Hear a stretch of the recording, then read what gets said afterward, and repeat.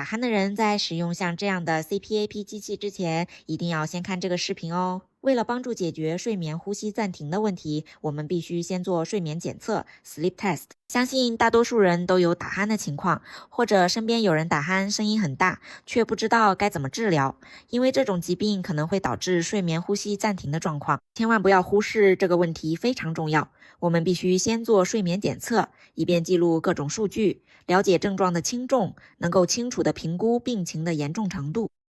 检测会记录呼吸、心跳、血液中的氧气含量以及脑电波，以便医生制定后续的治疗方案。这其实是对长期健康的一种投资，因为良好的睡眠等于健康的身体。好消息是，清迈有专业的睡眠专家提供睡眠检测服务，并且有 RedMed 品牌的各型号 CPAP 机器以及各种面罩和配件。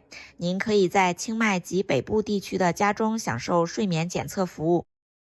有睡眠问题需检测或清迈购 CPP 可联系清迈 Sleep Innovation，欢迎来电私信，随时欢迎您。